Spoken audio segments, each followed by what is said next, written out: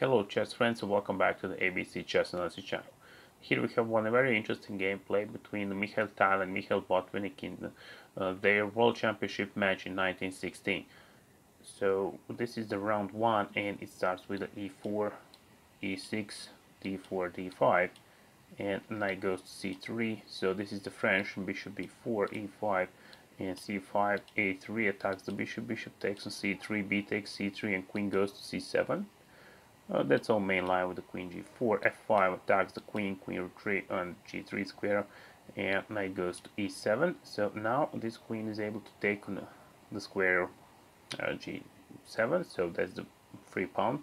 So Mikhail accept that sacrifice, so queen takes on g7, rook goes to g8, and queen takes another pawn on h7. So c takes d4, and right now the white takes on d4, which is not so good because queen goes to square c3, gives a check to the king and attacks the rook. So king d1 was played, and after that bishop d7, queen h5 gives a check. So he don't want to move the king from the e8 square because he cannot make the castle later. So knight to g6. After that, knight goes to e2.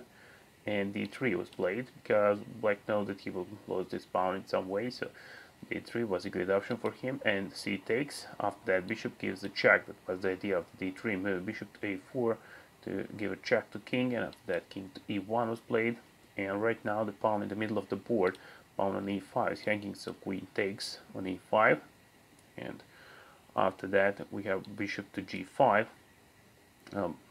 Take control over dark squares around the black king, which is very good because he can stop the black castle in the future. And after knight to c6, d4, and we have queen goes back to c7.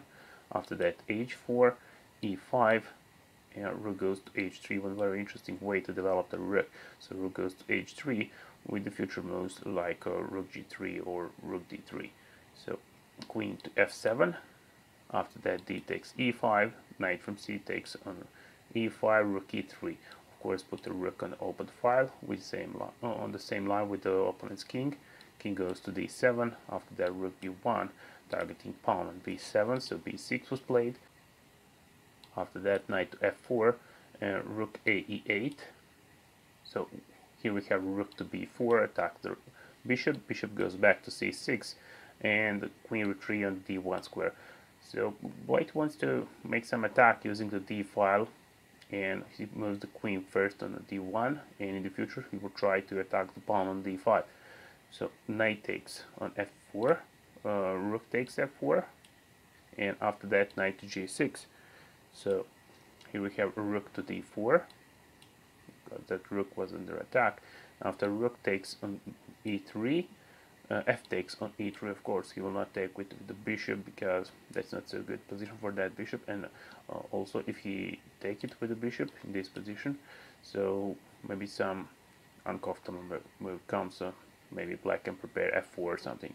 So after rook takes on e3, f takes on e3, and king goes to c7, and after that white recognize that it's a moment to attack the pawn on the d5 square one more time, and on the white piece which can attack that's the pawn on c3. So he pushed c4, and after that it's completely crushed for a black position because he needs to take, and when he takes, then bishop takes and takes some material on the diagonal because queen and the rook are attacked. So when queen goes to g7, bishop takes on g8, and after that when queen takes g8, so after h5 black simply resign because white is up for exchange, and it's clear that he's winning this position. So thank you very much for watching. I hope you enjoyed, and see you in the round 2. Bye bye.